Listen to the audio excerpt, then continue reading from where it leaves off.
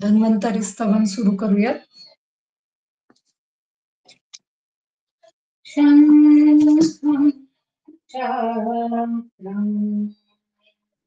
जलौका दधतामृतघटम् चारुदौर्भिः सूक्ष्मस्वच्छातिरुद्धं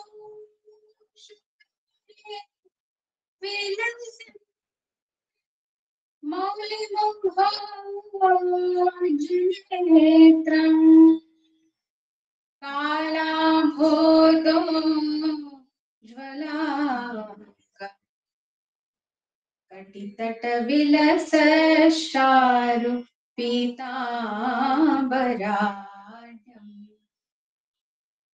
वन्दे धन्वन्तरयन्तम् निखिलगजं प्रौढदावाग्निलीलम्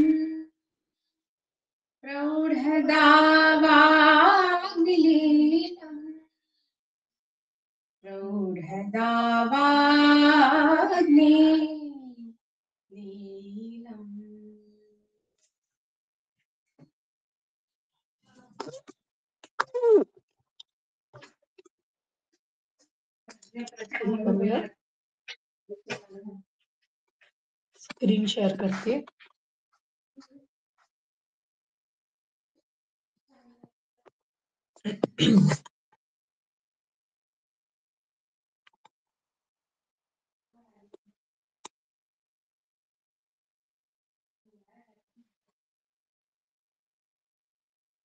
screen दिसतीये ना?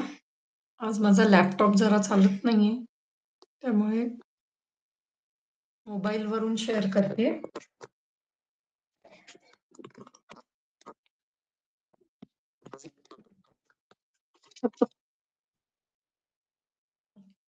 दिसतीये ना स्क्रीन सगळ्यांना?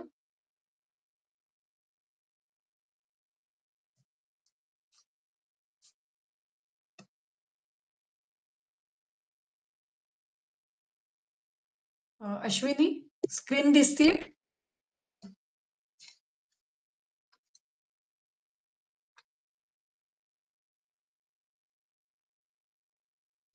प्रगती, स्क्रीन दिसते का तिकडून? दिसते ना? हा, ठीक आहे. सुरू करूयात आपण. चरक सूत्रस्थान अध्याय 18वा सुरू होता आपला, आणि त्याच्यातला शोथ जे काही प्रादेशिक शोथांची वर्णन, एकदेशीय शोथ किंवा प्रादेशिक शोथांचं वर्णन केलेलं आहे त्याच्याबाबत आपण चर्चा करत होतो. तर त्यातलं जे काही चक्रपाणी दत्तांची टीका आहे तेवढी आपली राहिली आहे, ती करूयात आणि मग आपण सुश्रुतातले शोथाचं वर्णन पाहूयात. संप्रती उत्सेद सामान्यात प्रादेशिकान शोथान आह. प्रादेशिकान शोथान, प्रादेशिक शोथांचं वर्णन आता करत आहोत. ते कसं? संप्रती म्हणजे आत्ता किंवा अधुना. उत्सेद सामान्यात म्हणजे ज्यांचा उत्सेद हे हा भाव समान आहे. उत्सेद म्हणजे काहीतरी उंचवटा निर्माण करणं. हा भाव समान आहे अशा प्रादेशिक शोथांचं वर्णन आम्ही करत आहोत. इथे प्रादेशिक हे विशेषण आहे शोथाचं, त्यामुळे ते दोन्ही लिंग वचन विभक्तीमध्ये समान आलेलं आहे. यस्य इत्यादी म्हणजे मागे जे आपण वर्णन पाहिलं हे सगळं इतकं मोठं, ज्याच्यामध्ये कफज, पित्तज आणि वातज अशा वेगवेगळ्या शोथांचं वर्णन केलेलं आहे, तर त्याचं वर्णन ते इथे करत आहेत. त्यातलं काकलम म्हणजे तालुमूल दुसरा जो शोथ आहे, ज्याच्यामध्ये म्हटलंय की यस्य श्लेष्मा प्रकुपिते काकले व्यवतिष्ठते. आपण हे मागच्या वेळेला घेतलं होतं सगळं. काकल म्हणजे तालुमूल, तर तालुमूलाच्या ठिकाणी जो काही शोथ असतो त्याला काकल शोथ असं, सॉरी, गलगंडिका, गलशुंडिका असं म्हटलं जातं. आणि त्याच्यासाठी जो काही अवयव दिलेला आहे की कुठे तो शोथ होतो किंवा आशय दिलेला आहे तो म्हणजे काकल. आशय म्हणण्यापेक्षा अवयवच. काकल हा एक अवयव आहे जो तालुमूलाच्या ठिकाणी असतो.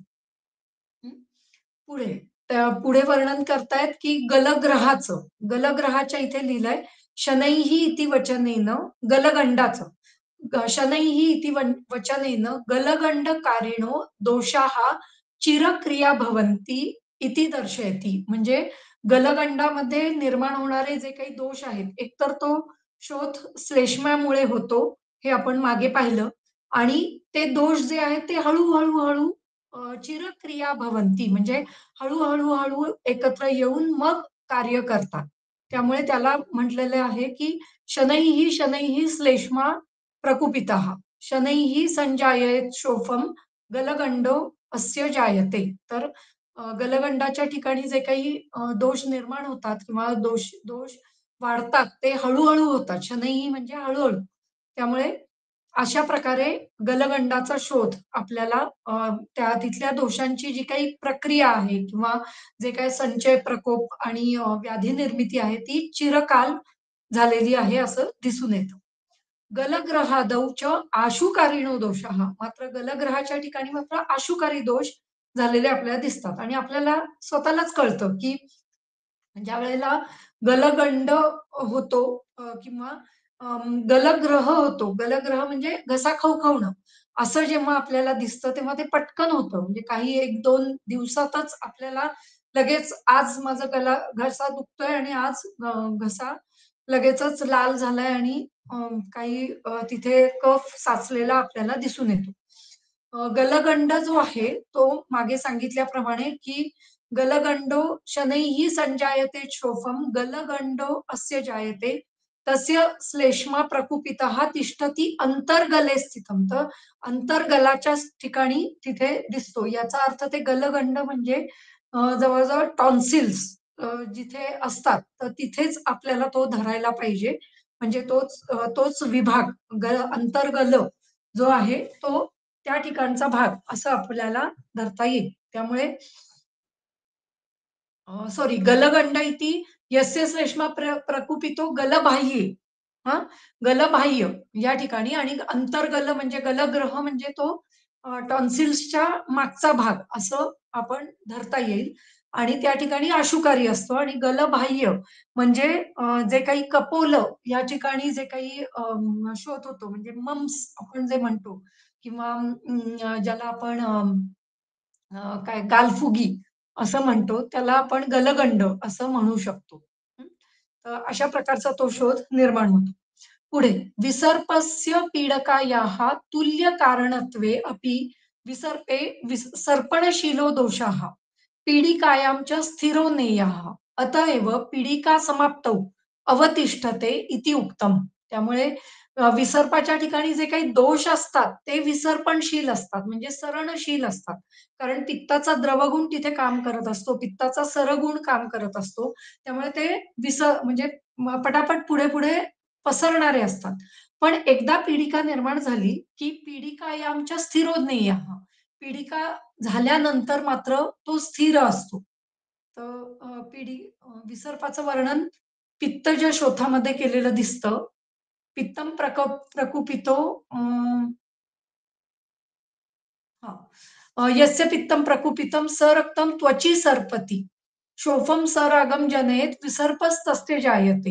हं आणि मग त्या ठिकाणी अ, अ, हे ह्याला विसर्प असं म्हणतात. पण पीडका हे खालचा दुसरा शोथ आहे आणि त्या ठिकाणी काय होतं, यस्य पित्तं प्रकुपितं त्वचि रक्ते अवतिष्ठते. अवतिष्ठत म्हणजे त्याच ठिकाणी तो थांबून राहतो. रक्त जे आहे त्या ठिकाणी म्हणजे जो काही रक्तातील मलिन भाग असतो, तो त्या त्वचेच्या ठिकाणी थांबून राहतो आणि त्याच्यापासून पुढे पीडकेची उत्पत्ती होते. म्हणून पीडका ही स्थिर आहे आणि विसर्प मात्र विसर्पणशील किंवा सर्पणशील असा असतो. त्या ठिकाणी पित्ताचा सरळ आणि द्रव गुण आणि तीक्ष्ण गुण काम करत असतो. हं. हां. अत एव पीडका समाप्तौ अवतिष्ठते इति उक्तम्. हं. यस्य पित्तम् इत्यादौ पित्तं प्राप्य शोणितं कर्तुं शुष्यति इति योजनीयम्. त्याच्या पुढे जे आहे ते त्याला पिप्लू, व्यंग असं म्हटलेलं आहे. अ, हां. यस्य पित्तम प्रकुपितम शोणितम प्राप्य शुष्यती. त्याच्यानी तिल, पिपलू, व्यंग, नीलिका असं उत्पन्न होतात आणि त्या ज्या असतात तिथे शोणित कर्तुः शुष्यती म्हणजे शोणित तयार झाल्यानंतर पित्ताच्या तीक्ष्ण गुणामुळे तिथे त्याचं शोषण केलं जातं आणि मग तिल, पिपलू, व्यंग असं निर्माण होतं. पिप्लवाहा जटुला इति प्रसिद्धा म्हणजे पूर्वीच्या काळी सुद्धा पिपलू नावाचा रोग होता आणि त्याला जटूल असं म्हणत असावेत असं दिलेलं आहे. पिपलू म्हणजे लाल रंगाच्या पीडका ज्या निर्माण होतात, काही काहींना दिसतात त्वचेवर लाल रंगाच्या छोट्या-छोट्या बारीक पुळ्या पुळ्या अशा झालेल्या दिसतात, त्याला पिपलू असं म्हणतो. हां. पुढे दारुण अनुपक्रमात आशुमारकः पुढे जे वर्णन केलंय रोहिणी अ, याचं रोहिणी नाही शंखक याचं वर्णन केलेलं आहे आणि ते दारुण मारक असं म्हटलेलं आहे. हां. अं, शंखको हां. यस्य पित्तं प्रकुपितं शंखयो अवतिष्ठते. श्वयथू शंखको नाम दारुणस्तस्य जायते. ते दारुण म्हणजे आशुकारी किंवा आशुमारक म्हणजे इमर्जन्सी निर्माण करणारा हा रोग आहे, हे आपल्याला लक्षात घ्यायचं. त्याचप्रमाणे पुढचा जो रोग दिलेला आहे, दुर्जयो अंताय इति दुर्जयो वा यथा उपक्रमम् क्रम्यमाणः अंताय वा मिथ्य उपक्रमाद् वा इति मंतव्यः म्हणजे मिथ्या उपक्रम. ते तुम्ही काही उपक्रम करा, तुम्हाला त्याच्यामध्ये तितका लाभ मिळणारच नाहीये. अ, ज्या म्हणजे ठराविक वेळेला मृत्यू हा त्या रोगामध्ये येणारच आहे. त्यामुळे त्याला दुर्जय असं म्हटलेलं आहे. तो दुर्जय असा कर्णमूल शोथ जो आहे, तो सांगितला गेलेला आहे. यस्य पित्तं प्रकुपितं कर्णमूले अवतिष्ठते ज्वरांते दुर्जयो अंताय शोथस्तस्य उपजायते. त्यामुळे ज्यांना असा सतत शोथ आहे किंवा ज्यांना सतत ज्वर निर्माण होतोय, तर त्यांच्यामध्ये कर्णमूल शोथ होत नाहीये ना, ह्याच्याकडे आपल्याला लक्ष देणं हे गरजेचं आहे. हं. त्यामुळे तो शोथ हा अनुपक्रमणीय असतो. पण याचा अर्थ असा नाहीये, की त्यांना सोडून द्यायचंय किंवा त्यांना चिकित्सा द्यायची नाहीये. अ, एकतर त्यांना इमर्जन्सी ट्रीटमेंट काहीतरी देणं आवश्यक आहे. नाही तर त्यांना अं, चिकित्सा तेवढ्यापर्यंत चालू ठेवायची आहे, जितक्यापर्यंत आपल्याला देता येणं शक्य आहे. त्यामुळे अंत होईपर्यंत ही चिकित्सा आपल्याला द्यायची आहे. फक्त लक्षात घ्यायचं आहे, की तो रोग जो आहे तो अ, शेवटी अंताला नेणारा आहे, असू शकतो. हं. अंताय वा मिथ्या उपक्रमात म्हणजे कितीही तुम्ही उपक्रम करा, तो शेवटी मृत्यू हा येणारच आहे. अयमेव शोथो अन्यत्र अपि उक्तः हा शोथ हा दुसरीकडे सुद्धा सांगितलं आहे. ज्वरामध्ये याचं वर्णन केलेलं आहे. सन्निपात ज्वरस्य अन्ते कर्णमूले सुदारुणः शोथो संजायते तेन कश्चिदेव प्रमुच्यते. त्यामुळे सन्निपातिक ज्वराच्या शेवटी कर्णमूल शोथ निर्माण होऊ शकतो आणि हा शोथ हा मृत्यूदायक असा असू शकतो. त्यामुळे संनिपातिक ज्वर असताना तरी याचा विचार करणं गरजेचं आहे. गुल्मोदयो विस्तर वक्तव्या अपि इह उत्सेद सामान्यात लेशतः उच्यन्ते. म्हणजे गुल्म इत्यादींचं वर्णन विस्ताराने पुढे केलेलं आहे. अ, विद्देश अं, विद्देश तंत्रयुक्तीनुसार त्याचं वर्णन पुढे चिकित्सा स्थानामध्ये केलेलं आपल्याला दिसून येतं. पण तरीही इथं लेशोक्त वर्णन करण्यासाठी किंवा उद्देश तंत्रयुक्तीने इथे सूत्रस्थानामध्ये आणि तो शोथ आहे, हे समजावून सांगण्यासाठी म्हणून गुल्माचं वर्णन इथे आलेलं दिसून येतं. शोथसंग्रह इति शोथोत्वेन उत्सेदरूपेण संग्रहः शोथसंग्रहः. त्यामुळे उत्सेद रूपाने इथे त्याचं वर्णन केलेलं दिसून येतं. समूर्छिता अतिरिक्त प्रमाण हा समूर्छित असे दोष दोषांसाठी समूर्छित हा शब्द वापरलेला आहे इथे जिव्हामूलाच्या ठिकाणी जिव्हामूल अवतिष्ठन्ते विदहन्तः समूर्छितः समूर्छित म्हणजे अति अतिशय प्रमाणात वाढलेले दोष, अतिरिक्त प्रमाण हा. वृषम इति अत्यर्थ दुःखकारिणम. वृषम म्हणजे अतिशय दुःख देणार. त्यामुळे वृषम हा शब्द जिथे जिथे येईल तिथे अत्यर्थ दुःखकारी असं आपल्याला लक्षात घ्यायचं आहे. क्षिप्रम इति अनु अनुत्क्रांत इति अनेन संबध्यते. तेन त्रिरात्र घातित्वम यस्य तस्य कथम शीघ्र प्रशमो इति च इति च अ, उद्यम न उत्तिष्ठते किंवा क्षिप्रम संपद्यते सुखी इति व्याधी महिम्ना. तर क्षिप्रम हा जो शब्द रोहिणी याच्या संदर्भात जो आलेला आहे, शीघ्रकारिणम, वातपित्त कफः स्यु युगपत् कुपिता त्रयः जिह्वामूले अवतिष्ठन्ते विदहन्ता समूर्छिताः जनयन्ति भृशं शोथं वेदनाश्च पृथग्विधाः तं शीघ्रकारिणं रोगम रोहिणी इति विनिर्दिश्यते. यांना रोहिणी असं म्हटलेलं आहे. आणि त्रिरात्र परमं तस्य जंतोः भवति जीवितं कुशलेन तु अनुत्क्रांतम. म्हणजे त्याला उत्क्रांत होऊ न देणं, म्हणजे त्याला वाढू न देणं. तर काय होतं, क्षिप्रम संपद्यते सुखी. तर मात्र लवकर क्षिप्रम संपद्यते, तर मात्र लगेचच आपल्याला त्याला शमन चिकित्सा देता येते किंवा शमन त्याचं होऊ शकतं, असंही म्हटलेलं आहे. त्यामुळे क्षिप्रम इति अनुत्क्रांत इति अनेन संबध्यते तेन त्रिरात्र घातित्वम यस्य तस्य कथम शीघ्र प्रशम इति च उद्यम न उत्तिष्ठते. म्हणजे किंवा क्षिप्रम संपद्यते सुखी इति व्याधी महिम्ना भवती. त्यामुळे जे असं वर्णन केलेलं आहे की 3 रात्रीमध्ये त्याचा घात होतो, असं सांगून पुढे असं पण वर्णन करतात, की शीघ्र प्रशम होतो किंवा जर त्याला योग्य चिकित्सा मिळाली किंवा अनुत्क्रांत झाला, जर त्याचा उत्क्रांत झाला नाही, त्या व्याधीचा उत्क्रांत खूप मोठ्या प्रमाणात झाला नाही, तर शीघ्र सुखी बनतो. हा जो हे जे वर्णन केलेलं आहे ते काय असू शकतं, तर तो व्याधी महिम्ना असं सांगितलेलं आहे. म्हणजे व्याधीचा प्रभाव आहे, की जर त्याला व्यवस्थित चिकित्सा दिली गेली, तर तो 3 रात्रीपर्यंत गेलाच नाही किंवा त्याला जर योग्य त्याचा उत्क्रांत व्हायच्या आधीच चिकित्सा दिली गेली, तर मात्र तो व्याधी महिम्ना असू शकतो आणि तो मनुष्य लवकर बरा होऊ शकतो.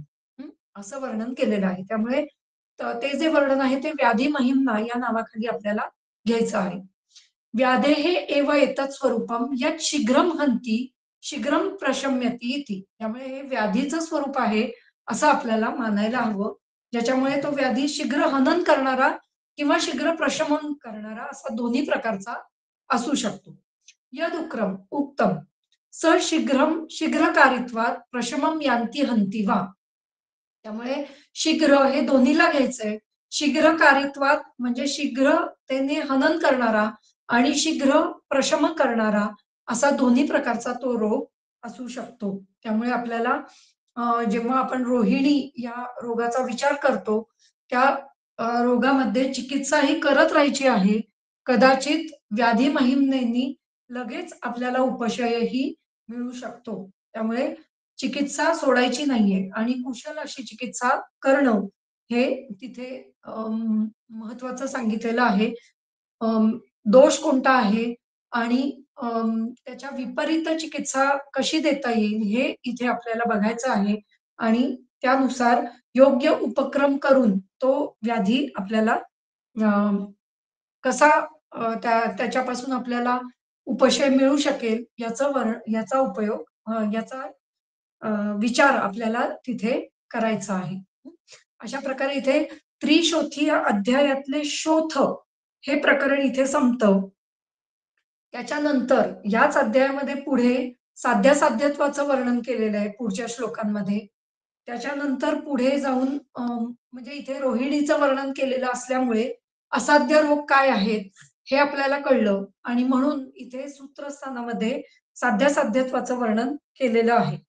मी मागे जसं म्हटलं होतं त्याप्रमाणे की हा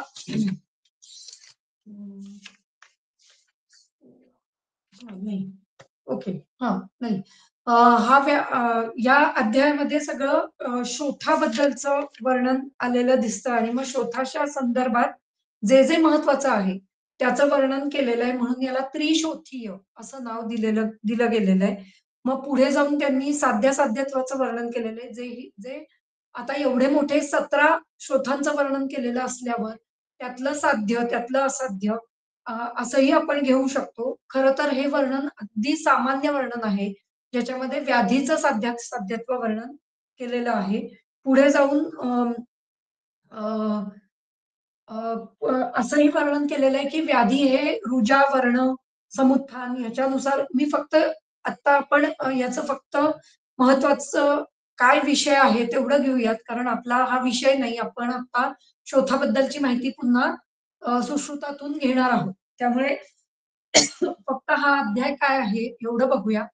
पुढे वर्णन करतात, की वेगवेगळ्या प्रकारचे हे जे काही शोध कसे निर्माण होतात, तर ते रुजा, वर्ण, समुत्थान, स्थान, संस्थान, नामबिही अशा म्हणजे ह्या वेगवेगळ्या क्रायटेरियांवरून वेगवेगळे व्याधी भेद असू शकतात आणि म्हणूनच इथे एवढ्या मोठ्या शोथांचं वर्णन किंवा एवढ्या प्रकारच्या शोथांचं वर्णन आम्ही करू शकलो आहोत. असं त्यांचं इथे वर्णन आहे. त्यामुळे अं, व्याधी भेद हे या वेगवेगळ्या प्रकारे असू शकतात. रुजा, वर्ण, समुत्थान, स्थान, संस्थान, नामभिही याच्यानी वेगवेगळे व्याधी असू शकतात. आता सुद्धा नवीन येणारे व्याधी हे अशा प्रकारे आपण त्यांचा विचार करू शकतो. म्हणूनच हा अध्याय हा फार महत्वाचा आहे. जसं शोथांचं वेगवेगळे भेद वर्णन केलेले आहेत, तसे वेगवेगळ्या व्याधींचे भेद आपल्याला करता येऊ शकतात आणि म्हणूनच नवीन येणारे जे काही व्याधी आहेत, ते आपल्याला या प्रकारे आपण त्यांना जाणू शकतो. त्याच्यासाठी पुढचा श्लोक दिलेला आहे त्यांनी, की "विकार नाम अकुशलो न जिज्ञात कदाचन" याचं वर्णन मी केलेलं होतं मागच्या काही श्लोकांमध्ये किंवा मागच्या काही अ, अ, आपल्या संभाषेमध्ये. तर "विकार नाम अकुशलो न जिज्ञात कदाचन" जरी तुम्हाला विकाराचं नाव माहीत नसलं, तरी त्या अ, तरी आपण मोह आपल्याला होता कामा नये किंवा न जिज्ञात याचा अर्थ घाबरू नये. अ, जरी आपल्याला नाव माहीत नसलं तरी अ, चिकित्सा आपल्याला जर करता येत असेल किंवा त्यातले दोष माहीत असतील, त्यातलं दूष्य माहीत असेल आणि अ, अधिष्ठान त्याचं माहीत असेल, तर आपण चिकित्सा नक्कीच करू शकतो. त्यामुळे पुढे असं दिलेलं आहे, "न हि सर्व विकाराणां नामतो अस्ति ध्रुवा स्थिती." प्रत्येक विकाराला नाव द्यायलाच पाहिजे अशी काही स्थिती नाहीये. "स एव कुपितो दोषा समुत्थान विशेषतः स्थानांतरगतश्चैव जनयन्ति आमयान बहु." म्हणजे एकच दोष वेगवेगळ्या समुत्थानांमुळे समुत्थान विशेषतः समुत्थान म्हणजे हेतू.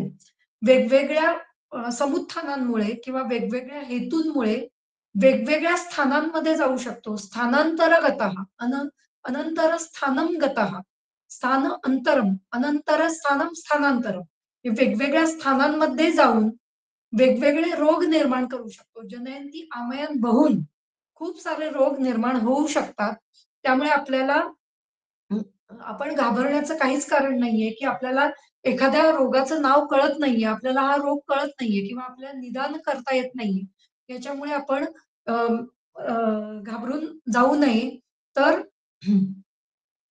आपल्याला कशावर चिकित्सा करायची? आपल्याला दोषांवर चिकित्सा करायची.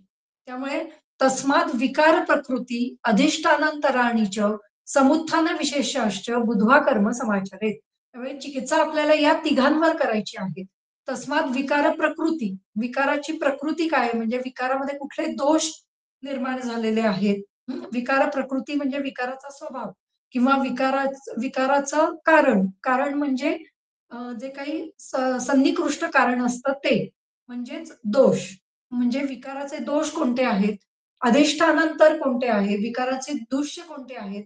त्यांचे समुत्थान विशेष कोणते आहेत? वेगवेगळे अधिष्ठान कोणते आहेत? हे सगळे सॉरी अधिष्ठान पाहिले आपण म्हणजे दूष्य कोणते आहेत आणि समुत्थान विशेष म्हणजे हेतू कोणता आहे? हे पाहून मग आपल्याला कर्म करायचं आहे. त्यामुळे हेतू विपरीत आणि दोषांच्या विपरीत गुणांचं असं कर्म आपल्याला इथे करायचं आहे. त्यामुळे आपल्याला रोगाचं नाव किंवा रोगाचं निदान माहीत नसलं तरी सुद्धा चालतं. यो हि एतत् त्रितयं ज्ञात्वा कर्माणि आरभ्यते भिषक् ज्ञानपूर्वम यथा न्यायम स कर्मसु न मुह्यति. कधीही तो त्याला मोह होत नाही. मोह होत नाही म्हणजे मोह या शब्दाचा इथे अर्थ असा घ्यायचा आहे, की तो कधी विचारात पडत नाही किंवा कधी त्याला विचार करावा लागत नाही. कधी त्याला चिकित्सा करण्याबाबत तो संभ्रमात नसतो कधीही. यो हि एतत्त्रयं ज्ञात्वा, त्रितयं ज्ञात्वा या तिघांना जो जाणतो तो कधीही अ, कधीही त्याला मोह होत नाही. ज्ञानपूर्वम यथा न्यायम स कर्मसु न मुह्यति. अशा प्रकारे वर्णन केलेलं आहे. आणि मग पुढे जाऊन त्यांनी नित्या प्राणभृता देहे वातपित्त कफात्रयः. पहिल्यांदा वातपित्त कफांना तुम्ही जाणायला पाहिजे. विकृता प्रकृतिस्थाः वा तान् बुभुत्सेत पंडिताः. जो पंडित असतो तो ह्या तिघांनाच व्यवस्थित जाणतो. त्यांची प्रकृती, त्यांची विकृती. हे जर तुम्ही जाणत असाल तर तुम्ही नक्कीच प्राणाभिसार वैद्य, प्राणभृता, प्राण ओढून आणणारे किंवा प्राण वाचवणारे वैद्य असे तुम्ही नक्की होऊ शकता. त्यामुळे त्यांनाच पंडित असं म्हटलेलं आहे. पुढे जाऊन त्यांनी अ, गतींचं वर्णन सॉरी गती नाही. अं, इथे काही थोडंसं वेगळं वर्णन केलेलं दिसतं. उत्साह, उच्छ्वास, निश्वास, चेष्टा, धातुगती, समाहा, समा मोक्षो गतिमतां, वायो कर्म विकारजम. दर्शनम पक्ती उष्मासं. मग आता त्यांनी वातपित्त कफाचं वर्णन केलं. मग वातपित्त कफामधलं अ, वाताचं प्राकृत कर्म काय आहे, पित्ताचं प्राकृत कर्म काय आहे आणि कफाचं प्राकृत कर्म काय आहे, त्याचं वर्णन इथे ते करतात, जे तुम्हाला शोथामध्येही उपयोगी पडणार आहे. त्यामुळे त्रिशोथी अध्यायात याचं वर्णन का आलेलं आहे, असं आपल्याला वाटू शकतं. पण हे वर्णन हे खास केवळ जरी शोथांसंदर्भात नसलं, तरी वातपित्त कफ दोष हे शोथामध्येही वाढलेले असतात किंवा इतर सगळ्या व्याधींमध्येच आपल्याला वात, पित्त, कफ या दोषांचं प्राकृतत्व आणि विकृतत्व हे आपल्याला माहीत असणं गरजेचं आहे. आणि म्हणून प्राकृतत्व पहिल्यांदा सांगण्यासाठी हे वर्णन करतात. त्याच्यामध्ये वेगवेगळ्या वात, पित्त आणि कफ यांची प्राकृत कर्म त्यांनी इथे वर्णन केलेली आहेत. ती फक्त आपण वाचूयात आणि पुढे जाऊयात. उत्साह, उच्छ्वास, निश्वास, चेष्टा, धातू, गती, समाह, समो मोक्षो गतिमतां, वायो कर्म अविकारजम. कर्म अविकारजम. तर अविकारी असताना वायूचं कर्म काय आहे? तर त्याचं वर्णन इथे केलेलं दिसतं. त्याचप्रमाणे पित्त कर्म अविकारजम म्हणजे पित्ताचं अविकारी असतानाचं कर्म काय आहे? तर दर्शन पक्ती उष्मा, क्षुत तृष्णा, देह मार्दवम, प्रभा प्रसादो मेधाच, पित्तम कर्म अविकारजम. आणि कफाचं काय आहे तर स्नेहोबंधा स्थिरत्वम च, गौरवम वृषता बलम, क्षमा धृतीर अलोभश्च, कर्म कफ कर्म अविकारजम. अशा प्रकारे वातपित्त कफाचं प्राकृत कर्म इथे वर्णन केलेलं दिसून येत. त्यानंतर मग विकृत कर्माचं वर्णन करतात. वाते पित्ते कफे चैव क्षीणे लक्षणम उच्यते, कर्मणः प्राकृतात हानिः, वृद्धिर्वा अपि विरोधिनाम. तर हे जे प्राकृत कर्म आहे, त्या प्राकृत कर्माची हानी होणं म्हणजे वातपित्त कफदोष क्षीण होणं, हे आपण लक्षात घ्यायचं आहे. त्यामुळे वातपित्त कफदोष क्षीण होणं म्हणजे नक्की काय? तर त्यांच्या प्राकृत कर्माची हानी होणं. हं. आणि वृद्धी म्हणजे काय? तर वृद्धिर्वापी विरोधीनाम. तर वृद्धी म्हणजे या प्राकृत कर्माची वृद्धी होणं म्हणजे वातपित्त कफाची वृद्धी होणं किंवा वातपित्त कफाची वृद्धी झाल्यावर हे प्राकृत कर्म वाढतं. अधिक प्रमाणामध्ये ते करतात आणि ते विकृतीला नेलं जातं. हं. म्हणजे ते त्या त्या कर्माची विकृती दिसते. त्यामुळे अ, कर्मणा प्राकृतात हानिः, वृद्धिर्वापि विरोधिना. त्यानंतर वर्णन करतात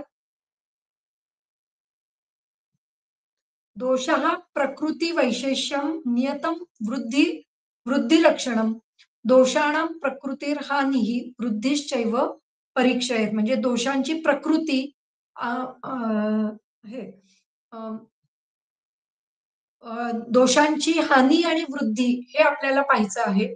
दोषांची प्रकृती, हानी आणि वृद्धी या तिन्ही गोष्टी पाहायच्या आहेत. म्हणजे दोषांची प्रकृती म्हणजे प्राकृत स्वभाव त्यांचा, त्या प्राकृत स्वभावाची हानी किंवा त्या प्राकृत स्वभावाची वृद्धी हे आपल्याला पाहायचं आहे.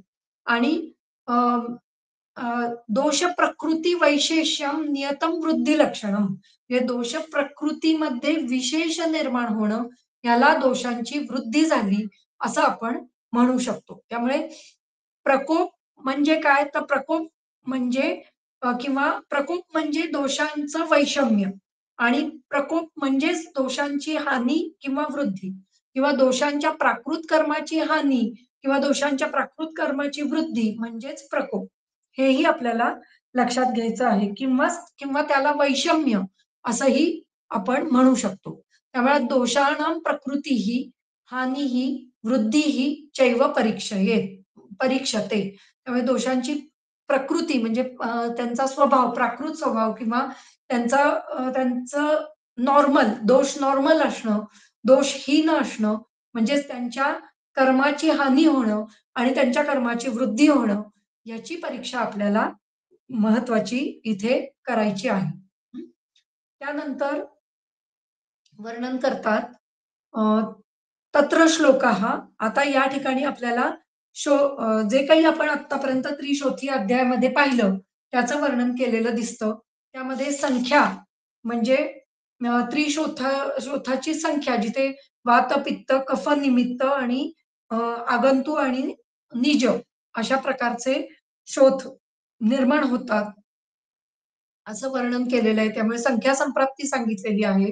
त्यानंतर निमित्त सांगितलंय म्हणजे आगंतु दोष आणि निज दोष शोथामध्ये कसे वाटतात याचं वर्णन करत असताना त्यांनी आगंतु हेतूंचं वर्णन केलं, निज हेतूंचं वर्णन पुढे ते करतात. त्यानंतर त्याची रूप सांगितलेली आहेत.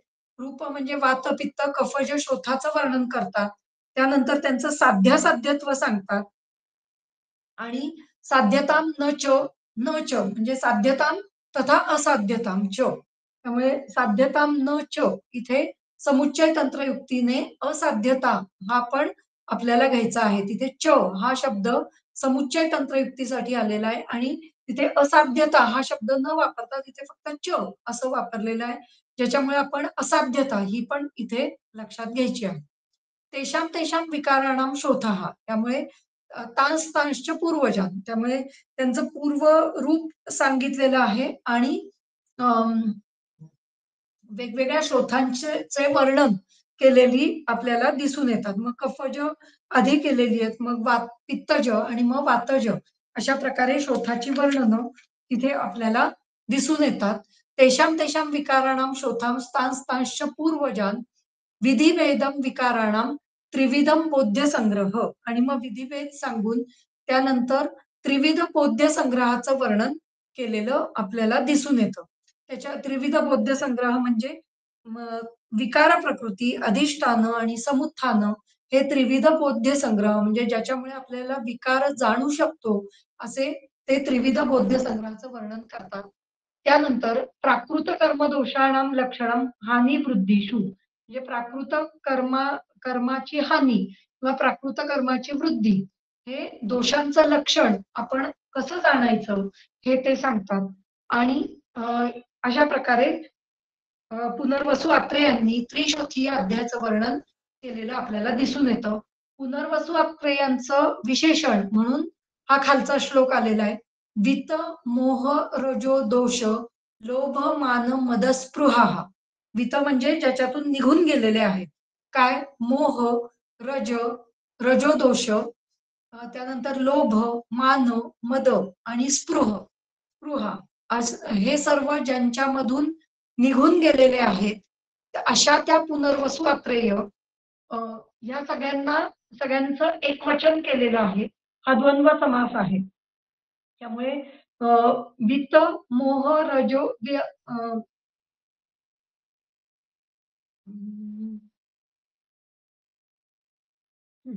वितहाश्च मोहाश्च रजोदोषाश्च लोभाश्च मानहाश्च मदाश्च स्पृहाः वितमोह रजोदोष दोष लोभ मान मद स्पृहा असं वर्णन असे जे आहेत ते पुनर्वसु अत्रेय असं वर्णन इथे करतात. त्यामुळे व्याख्यातवान त्रिशोथीये रोगाध्यये पुनर्वसुः व्याख्यातवान म्हणजे व्याख्याते झाले असं असं वर्णन केलं गेलेलं आहे की त्रिशोथी अध्यायाचे व्याख्याते पुनर्वसु अत्रेय झाले जे वितमोह रजो दोष लोभ मान मद स्पृह अशा स्वरूपाचे आहे. अशा प्रकारे इथे त्रिशोथी अध्याय आपण पाहिला ज्याच्यामध्ये पूर्ण शोथांचं वर्णन केलेलं आपल्याला दिसून येतं. आता असाच अध्याय आपल्याला याच्यामध्ये दिसतो सुश्रुतामध्ये. तो काढते.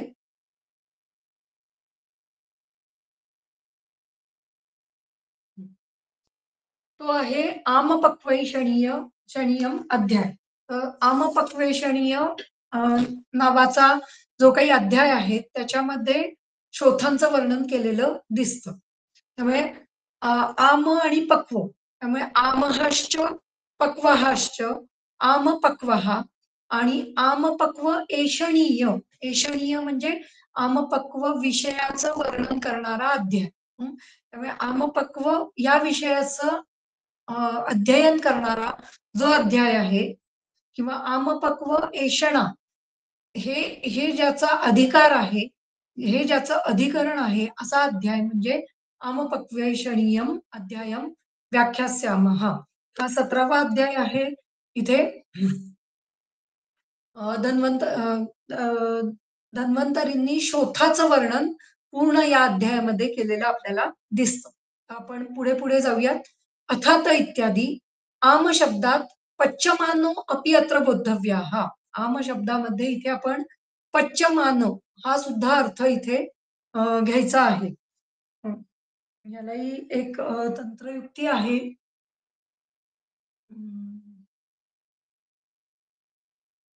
किंवा कदाचित हा गो बलिवर्धन न्यायानी त्याचं वर्णन केलेलं बहुतेक असावं.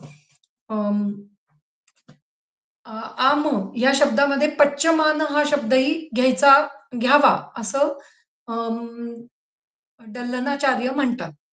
त्यामुळे आमश्च पच्यमानश्च पक्वश्च तेषाम एषणम. एषणम म्हणजे विज्ञानम.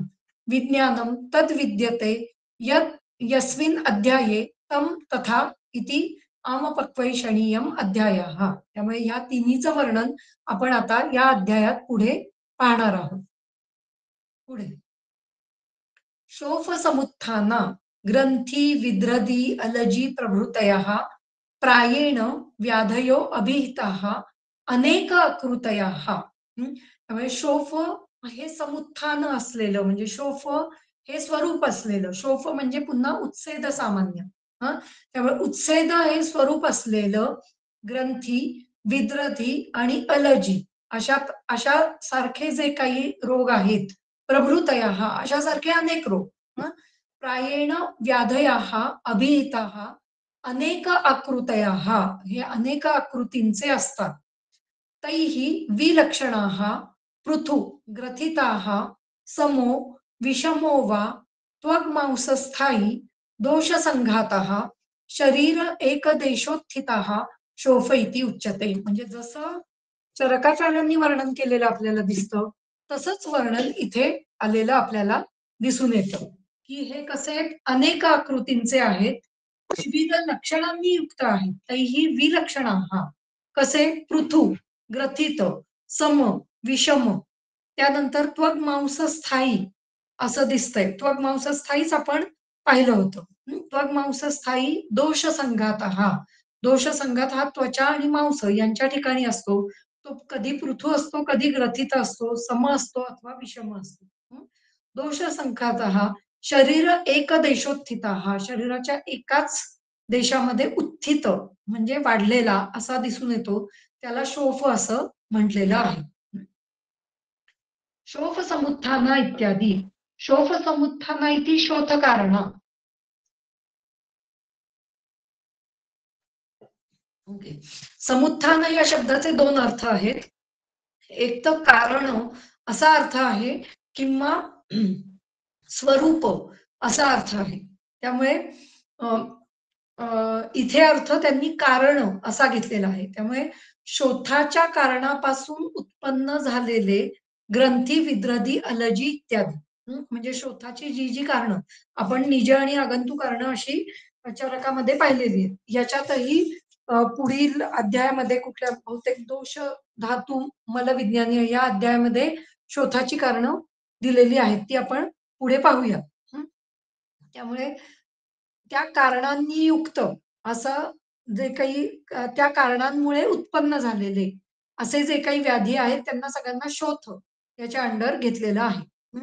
शोफस्य एव समुत्थानम येषाम इति अन्ये. म्हणजे काहींचं म्हणणं शोफासारखंच समुत्थान ज्याचं आहे, शोफस्य एव समुत्थानम, शोफाचं समुत्थान ज्यांचं आहे असे ते रोग. प्रायेण इति बाहुल्येन, प्राया म्हणजे बाहुल्याने, कदाचित भिन्न समुत्थान अपि भवति. कदाचित भिन्न समुत्थान सुद्धा असू शकतं. म्हणजे वेगळी काही कारणं सुद्धा असू शकतात. बाहुल्येनं शब्दाचं वर्णन केलेलं आहे. त्यामुळे बाहुल्येनं म्हणजे मोस्ट ऑफ द टाईम तीच कारणं असतात. खूप वेळेला तीच कारणं असतात जी शोफाची आहेत. पण कदाचित वेगळी असू शकतात. कदाचित भिन्न समुत्थानं अपि भवन्ति. तैः विलक्षण इति तेभ्यो ग्रंथादिभ्योः व्याधिभ्यः पृथक् इति अर्थः. म्हणजे तैः विलक्षण म्हणजे ते वेगवेगळ्या प्रकारचे आहेत. ग्रंथादी इत्यादी जे काही व्याधी आहेत ते पृथक पृथक आहेत, वेगवेगळे आहेत. तैः ग्रंथादी व्याधिभिः कृत्वा विलक्षणो नाना प्रकाराः इति अन्ये. इथं स्पष्ट केलेलं आहे की ग्रंथ इत्यादी जे काही व्याधी आहेत ते विलक्षण म्हणजे वेगवेगळ्या प्रकारचे आहेत. पृथु इति विस्तीर्ण. पृथु म्हणजे विस्तीर्ण म्हणजे पसरलेला. ग्रथितो इति ग्रंथी इव उन्नतः. ग्रथित म्हणजे ग्रंथीप्रमाणे उन्नत असलेला. जात बहुग्रंथीही इति अन्ये किंवा ज्याला ग्रंथी निर्माण झालेली आहे असा. समः इति समसंस्थानो. सम म्हणजे समसंस्थान असलेला. म्हणजे ज्याचं संस्थान हे समान आहे किंवा जो त्वचेवर समप्रमाणात पसरलेला आहे. त्वचा आणि मांसाच्या ठिकाणी समप्रमाणात पसरलेला आहे. उंचवटे नाही असा. विषमो वा इति विषम संस्थानो वा. म्हणजे विषम जो पसरलेला आहे. एतेन व्रणशोफस्य आकृतेः अनियम उक्ताः. त्यामुळे व्रणशोफाची जी काही आकृती आहे ती वेगवेगळ्या प्रकारची वर्णन केलेली आहे. जर आपण विद्रधी वगैरे पाहिले तर ते विद्रधी हे वेगवेगळ्या प्रकारचे असतात. काही मध्य उन्नत असतात, काही मध्य अवनत असतात, काही बाह्य बाजूला उन्नत असतात, काही बाह्य बाजूला अवनत असतात किंवा काही अ, काही बाह्य बाजूंनी रागवर्णी असतात म्हणजे रंजित असतात, काही कृष्णवर्णी असतात. तर अशा प्रकारे रंग, रूप, स्वरूप त्यांचं वेगवेगळं असू शकतं. त्यामुळे व्रणशोफस्य आकृतेः अनियमित सांगितलेली आहे. त्वग्मांसस्थायी इति एतत्तु प्रायेण. प्रायः त्वग्मांस स्थायी असतो. कुतः? शेषव्रणवस्तुषु अपि व्रणशोफस्य संभवात. काही शेषव्रणवस्तू पण दिलेल्या आहेत. म्हणजे व्रणवस्तूंचं वर्णन व्रणाच्या अध्यायामध्ये केलेलं दिसून येतं. आणि त्या इतर व्रणवस्तूंमध्ये सुद्धा शोफ होऊ शकतो किंवा व्रण ज्या ठिकाणी होईल म्हणजे व्रण अगदी त्वचा, मांस, अस्थी, मेद त्यानंतर मज्जा इथपर्यंत व्रण जाऊ शकतो. मग शोथ नाही जाणार का? म्हणजे त्या ठिकाणी शोथ निर्माण होणार नाही का? तो होणार आहे. पण प्रायेण त्वग्मांस यांच्या ठिकाणी आपल्याला शोथ दिसून येतो. बाकीच्या ठिकाणी आपण त्याला त्यावेळेला व्रण ही संज्ञा देणार आहोत. पण त्या ठिकाणी शोथ हा असतोच असं आपण गृहीत धरायचं आहे. व्रणवस्तुषु शेष व्रणवस्तुषु अपि व्रणशोफस्य संभवात. दोषसंघात इति एकस्य द्वयोः बहूनां वा दोषाणां संघातो. त्यामुळे एक दोषाचा संघात. मग एकाच दोषाचा संघात कसा होईल? तर एकाच दोषाचे गुण हे अधिक प्रमाणात वाढत गेले, तर त्या दोषाचा संघात झाला असं असं आपण म्हणू शकतो. म्हणजेच वाताचा वृक्ष गुण हा जर तिथे आपल्याला फक्त दिसत असेल, बाकी पित्त, कफ यांचे कुठलेच गुण दिसत नसतील, तरी आपण त्याला दोष संघात झाला असं म्हणू शकतो.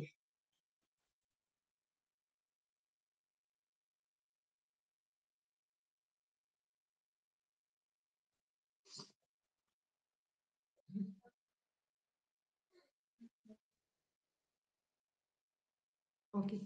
तर त्याला दोष संघात असं आपल्याला म्हणावं लागतं. त्यामुळे दोष संघात इति एकस्य द्वयोः बहुनां वा दोषाणां संघातो दोष संघात आणि संघात म्हणजे उच्छ्राय.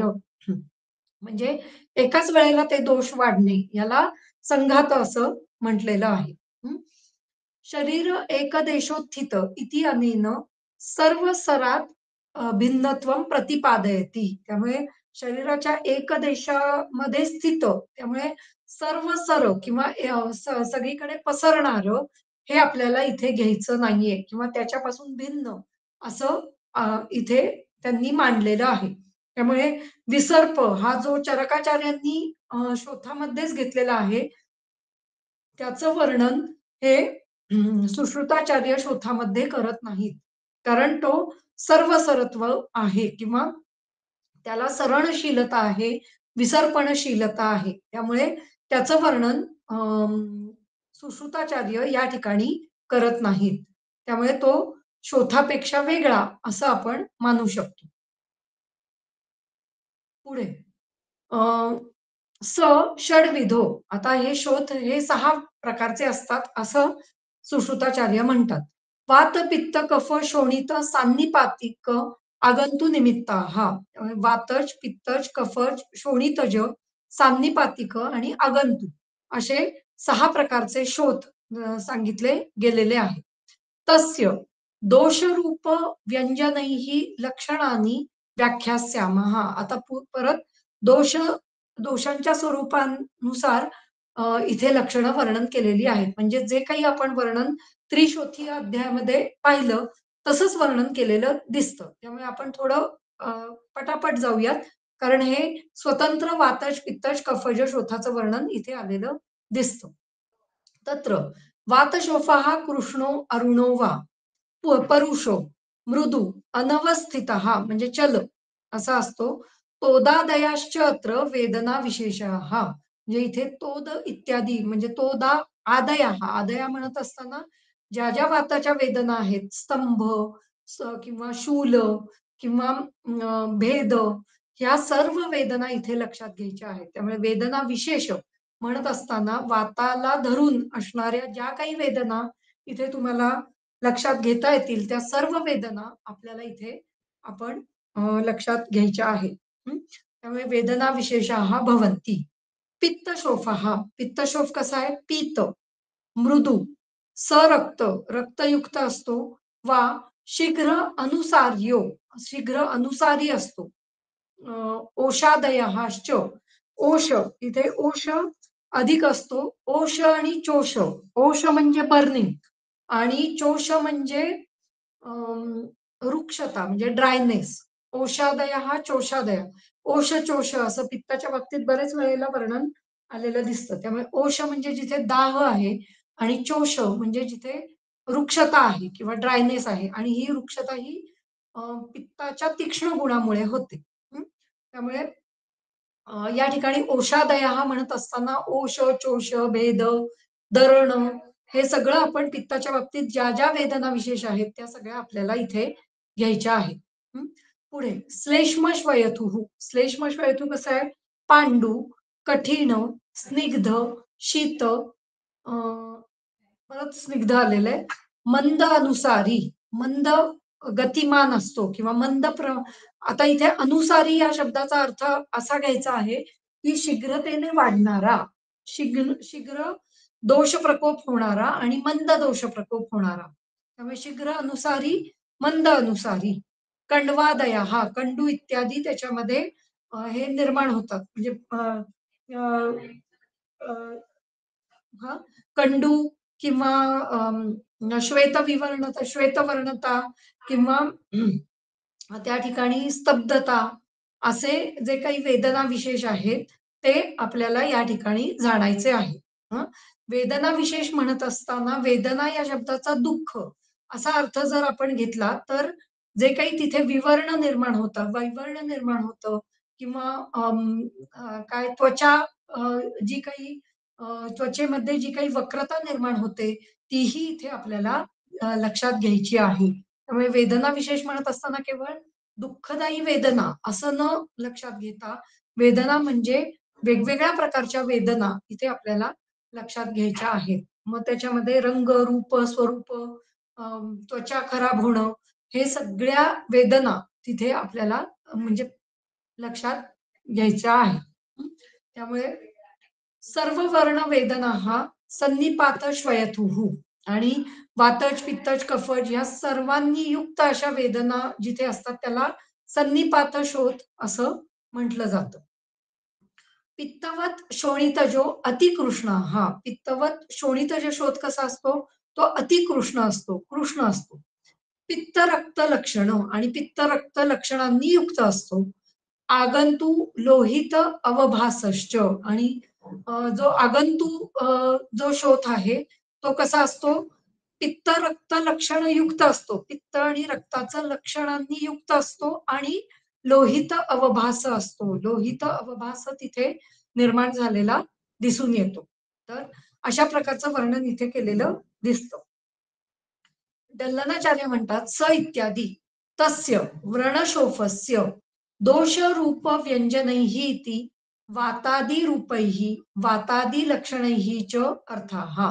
त्यामुळे दोषरूप लक्षणैः व्यंजन शब्दाचा अर्थ आहे लक्षणैः. त्यामुळे तिथे अ, वाताचं रूप म्हणजे वाताचे हेतू आणि वाताची लक्षणं असं दोन्ही आपल्याला घ्यायचं आहे. दोषरूप व्यंजनैः दोषाणां वातादीनां रूपाणि आकृतयो व्यंजन व्यजंत एभिः इति व्यंजनानि. त्यामुळे दोषांचे रूप, दोषांचे स्वरूप, त्यांची आकृती, त्यांच्यामुळे निर्माण होणाऱ्या त्वचेवरचं वैवर्ण्य किंवा त्वचेवरचं त्या शोथाचं स्वरूप, हे सगळं आपल्या त्वचेवरची लक्षणं ही आपल्याला ज्यांनी व्यजंत, ज्यांनी कळतात, व्यजंत म्हणजे ज्यांनी कळतात, त्याला दोषरूप व्यंजनैः असं म्हटलेलं आहे. त्यामुळे दोषरूप व्यंजनैः म्हणजे ज्यांनी आपल्याला त्या शोथाचं स्वरूप कळतं, त्याला दोषरूप व्यंजन म्हणतात. तत्र इत्यादी अनवस्थितः चलः, अनवस्थित म्हणजे चल. तोदादयः आदिशब्देन भेदन छेदनादयः इति उच्यते. मी मगाशी म्हटलं तसं. पित्तशोफ इत्यादी औषादयः इति आदी शब्दात चोष, परिदाह, धूमायन ह्या सगळ्यांचं वर्णन आपल्याला घ्यायचं आहे. गृह्यते. श्लेष्मशोफ हा पांडू इत्यादी. श्लेष्मशोफ हा पांडू स्वरूपाचा असतो. कंडवादया हा आदी शब्दात गुरुत्व, सुप्तादयत्व इत्यादी सगळं आपल्याला तिथे लक्षात घ्यायचं आहे. गुरुत्वता, सुप्तादयता किंवा स्तब्धता हे सगळं आपल्याला पाहायचं आहे. आगंतु इति पतन, पीडनादि कृतः म्हणजे अ, जे काही आगंतूचे आपण हेतू पाहिले होते मागच्या ह्याच्यात छेदन, भेदन, व्यधन वगैरे हे सगळे आपल्याला या ठिकाणी लक्षात घ्यायचे आहेत. अशा प्रकारे इथे वातज, पित्तज आणि कफज या 3 शोथांचं वर्णन केलेलं दिसून येतं. पुढे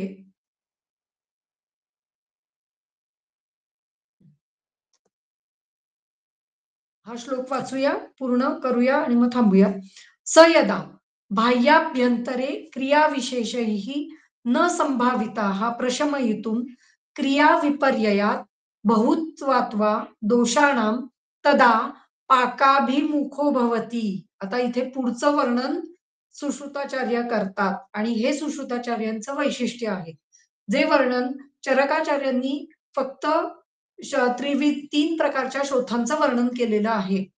वातज, पित्तज, कफज सॉरी तीन प्रकारच्या नाही तर पाच प्रकारच्या वातज, पित्तज, कफज, संनिपाती आणि द्वंद्वज अशा प्रकारच्या शोथांचं वर्णन चरकाचार्य करतात. तिथे पुढे जाऊन त्या शोथामध्ये नक्की काय प्रक्रिया घडते याचं वर्णन सुश्रुताचार्य करतात. ते काय आहे? सयदा जेव्हा हा शोथ मग वातज, पित्तज, कफज पैकी कुठलाही शोथ. सयदा बाह्याभ्यंतरैः क्रियाविशेषैः म्हणजे बाह्य क्रियाविशेष आणि अभ्यंतर क्रियाविशेष न संभविताः जर आपण केले नाहीत, न संभविताः त्याच्यावर जर बाह्य क्रियाविशेष किंवा अभ्यंतर क्रियाविशेष जर योग्य केले गेले नाहीत तर न संभविताः प्रशमयितुम म्हणजे जर तुम्ही क्रियाविशेष केलेत, एकतर केलेच नाहीत म्हणजे त्याच्यावर चिकित्साच केली नाही, त्याला दुर्लक्ष केलं तर आणि जर क्रियाविशेष केलेत, पण त्यांनी प्रशम संभव झाला नाही. प्रशमयितुम न संभविताः बाह्य अभ्यंतरैः क्रियाविशेषैः प्रशमयितुं न संभविताः जर आपण हे सर्व क्रियाविशेष केलेत, पण त्याला प्रशम करणं आपल्याला शक्य झालं नाही, तर काय होतो? क्रिया विपर्ययात बहुत्वात त्याच्यावर वेगळीच क्रिया घडते किंवा विरुद्ध दिशेने तो जातो. सॉरी क्रिया विपर्ययाद वा बहुत्वाद वा. क्रिया विपर्ययात म्हणजे जर आपण अजून एक हेतू इथे सांगितला, की जर क्रिया केली, पण ती विपर्यय क्रिया केली तर. म्हणजेच पित्तज शोथात जर बाहेरच्या बाजूनी उष्ण स्पर्श करून उष्ण शेक दिला, तर क्रिया विपर्यय होऊ शकतो. कफज शोथात जर बर्फानी शेक दिला, तर क्रिया विपर्यय होऊ शकतो. पित्तज शोथ असताना पित्तज हेतू दिसत असले, तरी सुद्धा उष्ण तीक्ष्ण औषधाचं सेवन केलं गेलं, तर क्रिया विपर्यय होऊ शकतो.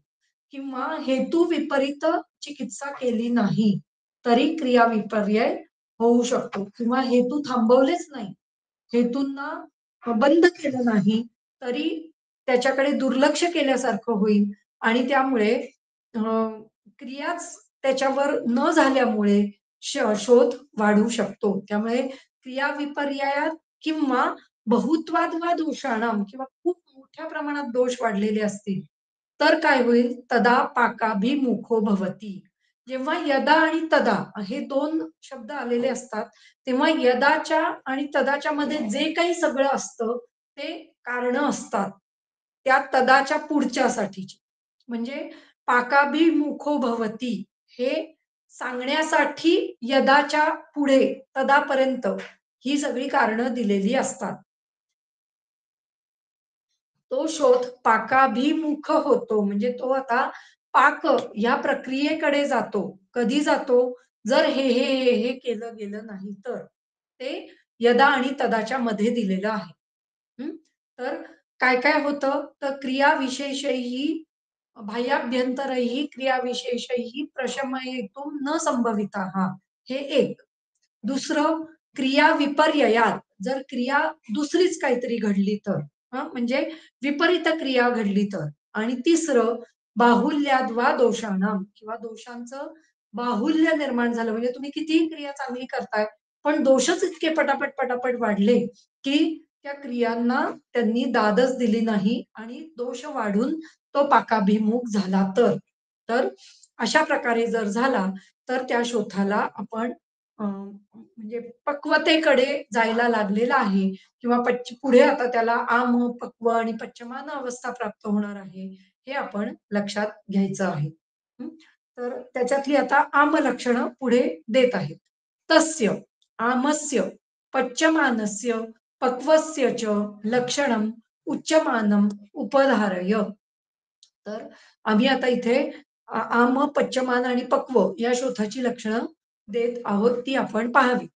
तत्र मंदोष्मता, मंद असा उष्मा निर्माण होतो. म्हणजे पूर्ण तो शोथाला जर हात लावला, तर मंद असा उष्मा आपल्याला जाणवतो. हं. किंवा सवर्णता, त्वचेप्रमाणेच वर्ण असतो. अजून वर्ण बदललेला नाहीये. हं. शीतशोफता, जर हात लावला तर शीतता वाटते. म्हणजे उष्मा कमी वाटतो, बरेच वेळेला शीतताच जास्त वाटते. स्थैर्य, स्थिरता वाटते. मंद वेदना, मंद वेदनता, वेदना अगदी अल्प अल्प प्रमाणामध्ये वाटते. अल्प शोफता, शोफ कमी असतो. च आमलक्षणम उद्दिष्टम, याला आमलक्षण असं म्हटलं जातं. हं. अशा प्रकारे आम शोथाची ही सर्व लक्षणं दिलेली आहेत. याच्यामध्ये शोथ अजून परिपक्वतेकडे जाणार आहे किंवा जायचं आहे. हं. पुढे शुचिभिः इव निस्तुत्यते. अ, शुची म्हणजे सुई, सुई टोचल्याप्रमाणे वाटणे. हं. दश्यतैव पिपीलिकाभिः, पिपीलिका प्रमाणे दंश झाल्याप्रमाणे, पिपीलिका म्हणजे मुंग्या, मुंग्यांनी दंश केल्याप्रमाणे वाटणे. दश्यतैव पिपीलिकाभिः ताभिःश्च संसर्प्यत इव, ताभिः म्हणजे पिपीलिकाभिः, पिपीलिकाभिःश्च संसर्प्यत म्हणजे त्या पिपीलिकाच त्या शोथावरून चालल्या आहेत असं वाटतं. जर आपण हात लावला शोथाला तर तिथे आपल्याला हर्ष जाणवतो किंवा जणू काही मुंग्या चालतायत असं आपल्याला तिथे जाणवतं. त्यामुळे ताभिश्च संसर्प्य, संसर्प्यत इव, त्या त्या संसर्प्यत या शब्दाचा अर्थ आहे सम्यक सरपती. सरपती म्हणजे सरपण करणे किंवा पुढे पुढे जाणे. हं. त्यामुळे ताभिः च संसर्प्यत इव, ते जणू काही तो त्या शोधावर त्या मुंग्याच पसरत आहेत असं वाटतं.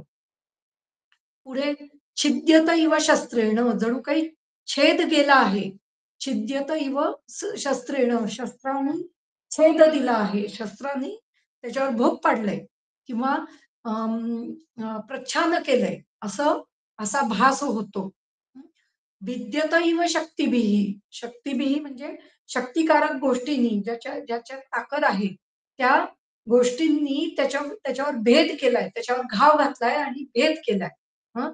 विद्यत इव शक्तिभिः. ताड्यत इव दंडेन, दंडाने जणू काही मार दिलेला आहे, ताडन केलेलं आहे. ताड्यत इव दंडेन, दंडाने जणू काही ताडन केलेलं आहे असा भास होतो. पीड्यत इव पाणीना, पाणी म्हणजे अ, अ, हात किंवा अ, बोटांनी, पाणीना म्हणजे कर किंवा तळवा आपला, हाताचा तळभाग त्यांनी पीडा निर्माण केलेली आहे, त्यांनी दाबलेलं आहे. पीड्यत इव पाणीना. घट्यत इव चांगुल्या, घट्यत या शब्दाचा अर्थ आहे घट्यत इव चाल्यत, म्हणजे अ, अंगुलीने, म्हणजे त्याच्यावर जणू काही अंगुली ठेवलेली आहे, म्हणजे अंगुलीने दाबलेलं आहे. घट्यत इव अंगुल्या, अंगुल्या घट्यत, अंगुलीने असं दाबून ठेवलेलं आहे. हं. दह्यत पच्यत इव च अग्निक्षारादिभिः, म्हणजे दाह होतोय कशामुळे, अग्नीमुळे. अ, अग्नी किंवा क्षार यांच्यामुळे जणू काही दाह निर्माण होतोय. इव शब्द याचा अर्थ जणू काही तशा वेदना निर्माण होत आहेत. हं. दह्यत इव अग्निभिः किंवा अग्निभिः आणि पच्यत इव क्षारभिः, म्हणजे जणू काही अग्नीने दाह निर्माण होतोय आणि क्षाराने पाचन होतंय असं वाटायला लागतं. ओष, चोष, परिदाहाश्च भवन्ति. ओष म्हणजे मी मगाशी सांगितलं तसं की उष्मा येतं किंवा बर्निंग सेन्सेशन, आणि चोष म्हणजे ड्रायनेस. परिदाह म्हणजे सर्व बाजूंनी दाह निर्माण होतोय, म्हणजे जणू काही सगळ्या बाजूंनी आगच लागलेली आहे अशा प्रकारे वाटतं. ओष, चोष, परिदाहश्च भवन्ति. वृश्चिक इवच स्थान आसन शयनेषु न शांतीम उपेती, जणू काही वृश्चिक इव म्हणजे वृश्चिकाप्रमाणे, म्हणजे इथे वृश्चिक दंश, इथे दंश हा शब्द अध्यारूत आहे. तो अं, अं,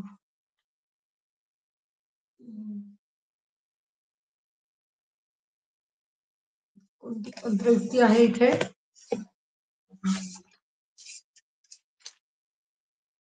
वाक्यशेष, वाक्यशेष तंत्रयुक्तीने इथे वृश्चिक दंश असं घ्यायचं आहे. म्हणजे वृश्चिकैव म्हणजे वृश्चिकाप्रमाणे तर नाही होणार. वृश्चिक दंशाप्रमाणे स्थान आसन शयनेषु न शांतिमुपैति. स्थान आसन आणि शयन म्हणजे एका जागेवर बसलेले असताना किंवा झोपलेले असताना सुद्धा शांती मिळत नाही. ज्याप्रमाणे वृश्चिक दंशामध्ये शांती मिळत नाही.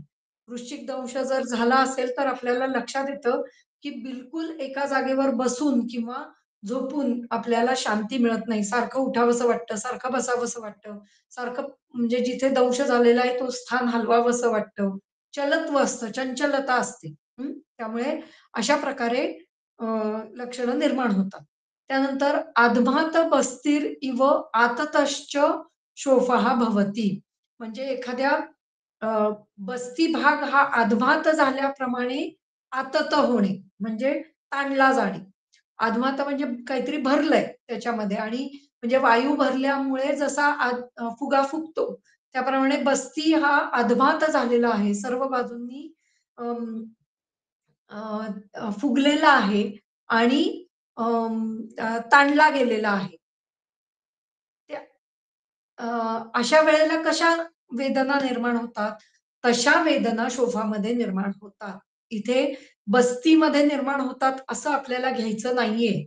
अधमात बस्तीही इव आततश्च. पुन्हा इव शब्द आहे. त्यामुळे बस्तीमध्ये अधमान निर्माण झाल्यावर बस्ती कशी ताणली जाते, तशाप्रमाणे शोफ ताणला जातो. शोफो भवति. तथा शोफो भवति. त्याप्रमाणे शोफ होतो. त्याप्रमाणे शोफामधली जी त्वचा आहे, ती ताणली जाते. अधमान झाल्याप्रमाणे ताणली जाते. पुढे त्वग्वैवर्ण्यम, शोफाभिवृद्धिः, ज्वर, दाह, पिपासा, भक्त अरुचिश्च पच्यमानलिंगम आणि याच्या पुढे त्वचा विवर्णता, शोफ वाढणं म्हणजे जो आम शोफ आहे त्याच्यापेक्षा शोफाची वृद्धी ही जास्त प्रमाणात झालेली दिसून येते. त्यानंतर काय ज्वर, दाह, पिपासा आणि भक्त म्हणजे काही खाण्यामध्ये अरुची निर्माण होते. काही आपल्याला जेवण जातच नाही. अशी लक्षणं निर्माण होतात. यालाच पच्यमान शोथ असं म्हटलेलं आहे. हं. पुढे, पुढे दिलेलं आहे वेदनोपशांतीः, पांडुता, अल्पशोफता, वली प्रादुर्भावः, त्वक्परिपूटनम म्हणजे वेदना कमी होणं, हळू वेदना आता कमी झालेल्या आहेत. पण तरी शोफाच्या ठिकाणी पांडुता निर्माण झालेली आहे. म्हणजे पूर्वी जे आरक्तता किंवा दाहता किंवा अ, रंजकता दिसून येते, ती आता हळू कमी होऊन त्या ठिकाणी शोथ हा पांडू रंगाचा झालेला आहे. अल्प शोफ आहे, कमी प्रमाणात शोफ आहे. तिथे वली निर्माण झालेला आहे. शोथ आता खाली उत्सेद जो आहे, तो खाली बसल्यामुळे तिथे वली प्रादुर्भाव झालेला आहे. त्वक परिपूटनम त्वचेचा भाग बाहेर निघालेला आहे. यालाच खपली येणं असं म्हणतात. म्हणजे त्वचा परिपूटनम त्वचा बाहेर निघणं. यालाच खपली येणं असं म्हणतात. परिपूटनम निम्न दर्शनम अंगुल्याः अवपीडते प्रति उन्नमनम अ, अंगुल्याः निम्नदर्शनम अंगुल्याः अवपीडते निम्नदर्शनम म्हणजे अ, अंगुलीने अवपीडन केल्यानंतर निम्नता होणं म्हणजे खाली जाणं आणि प्रति उन्नमनम आणि मग नंतर पुन्हा उन्नमित होणं हे पण एक लक्षण दिसून येतं. बस्तौ अ, उदक संचरणम पूयस्य प्रपीड्यति एकम अंतम अंते च पीडिते म्हणजे बस्तीमध्ये उदक संचरणम पूयस्य ज्याप्रमाणे बस्तीमध्ये बस्तौ इव उदक संचरणम म्हणजे बस्तीमध्ये ज्याप्रमाणे उदकाचा संचार अ, होतो त्याप्रमाणे पूयस्य प्रपीडयति एकम अ, अंतम अंतेच पीडिते त्यामुळे जेव्हा पुयावर पीडा निर्माण केली जाते तेव्हा तो पू हा त्याच्यातून बाहेर यायला लागतो आणि प्रपीडते म्हणजे किंवा बाहेर येण्याच्या आधीही त्या तो पू पूयत जो असतो तो एका ठिकाणी पीडा केल्यावर दुसरीकडे जातो. अ, एकं पीडयती अन्ते च अवपीडते. म्हणजे एका ठिकाणी जर आपण पीडा निर्माण केली किंवा दाब दिला, तर तो दुसरीकडे जातो. दुसरीकडे अवपीडन केल्यावर पुन्हा तो आपल्या जागेवर येतो. त्यामुळे पूयस्य पीडयती एकं अंतं अन्ते च अवपीडते. पुन्हा अ, अ, म्हणजे मध्यभागात जर आपण पीडा निर्माण केली तर अंतभागात जातो. अंतभागी पीडा निर्माण केली तर पुन्हा मध्यभागी येतो. मुहुमुहुस्तोदः हळू-हळू तोद निर्माण होतो. कंडुः उन्नतता कंडू निर्माण होतो. उन्नतता निर्माण होते. व्याधेः उपद्रव शांतीः भक्त अभिकांक्षाच पक्वलक्षणम. व्याधीचा उपद्रव आणि कमी होतो. व्याधीचा उपद्रवाची शांती होते. भक्त अभिकांक्षा आणि खाण्याची इच्छा निर्माण होते. भक्त अभिकांक्षाचं पक्वलिंगम हे पक्वलिंग आहे. कफजेषु तु रोगेषु कफज रोगामध्ये गंभीर गतित्वात अभिघातजेषु अभिघातज कफामध्ये काय तर गंभीर गतित्वात वा अ, केषुचित असमस्तं पक्वलक्षणं दृष्ट्वा कफजेषु तु रोगेषु गंभीरगतित्वात् अभिघातजेषु वा केषुचित् असमस्तपक्वलक्षणं दृष्ट्वा पक्वम् अपक्वम् इति मन्यमानो विषग मोहम् उपेति. हां, इथे कफजेषु तु रोगेषु गंभीरगतत्वात जर कफज रोग हा अतिशय गंभीर झाला किंवा अभिघातजेषु वा केषुचित असमस्त पक्वलक्षणं दृष्ट्वा म्हणजे अभिघातज रोगामध्ये जर पूर्णपणे पक्वलक्षणं दिसली नाहीत, हं, तर पक्वम अपक्वम इति मन्यमानो पक्व झालेला आहे किंवा नाही ह्याच्यामध्ये मोह निर्माण होऊ शकतो. त्याच्यामध्ये अ, त्याचा जे काही व्याधी विनिश्चय आहे, ते करणं कठीण जाऊ शकतं. म्हणून तत्र हि त्वक् सवर्णता, शीतशोफता, स्थैर्यं, अल्परुजता, अश्मवच्च घनता, न मोहम् उपेय इति अ, न मोहम् उपेयात इति. त्यामुळे त्या ठिकाणी त्वचेमध्ये सवर्णता निर्माण होणं, त्वचा त्याच वर्णाची असणं, शीतशोफता म्हणजे शोफाच्या ठिकाणी शीतता लागणं, स्थैर्य असणं, अल्परुजा असणं आणि अश्माप्रमाणे अश्मवत म्हणजे अ, दगडाप्रमाणे घनता असणं, हे पक्व शोथाचं लक्षण आहे. सॉरी पक्व नाही. हे कफज शोथाचं लक्षण आहे. हे आपण जाणायचं आणि मग त्या ठिकाणी पक्वता आहे का अपक्वता आहे, हे आपण लक्षात घेऊन अ, त्याच्यामध्ये व्याधी विनिश्चय योग्य प्रकारे आपल्याला करता येऊ शकतो. म्हणजे या खालच्या ज्या श्लोकामध्ये व्याधी विनिश्चय कसा करायचा किंवा कफज शोथ आणि अभिघातज शोथ आणि पक्व शोथ याच्यामध्ये व्याधी विनिश्चय कसा करायचा याचं वर्णन केलेलं आपल्याला दिसून येतं. खालचं आपण दल्लनाची टीका पाहिली तर ती अजून आपल्याला या ज्या खालच्या ओळी आहेत त्या स्पष्ट होतील. ती आपण पुढच्या वेळेला पाहूया. आता इथे आपण थांबूया.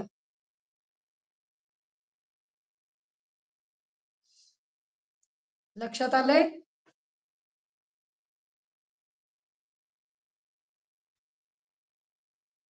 हो अशा मॅडम. प्रकारे हां. इथे आपण शोथाची लक्षणं म्हणजे वातज, पित्तज, कफज आणि आमपच्च, पच्यमान आणि पक्व अशी तिन्ही लक्षणं आपण आत्तापर्यंत पाहिली. आता याच्यातून सुश्रुतांच्या ह्याच्यातून अजून काही लक्षणं म्हणजे पुढे अजून बऱ्यापैकी हा अध्याय आहे. त्याच्यामध्ये आपल्याला अजून चांगल्या प्रकारे काही गोष्टी कळतील. हं. तर इथे आज आपण थांबूया.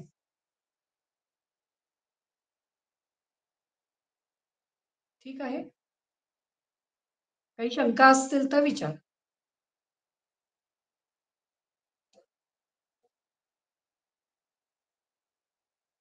ओके. थांबूयात आपण.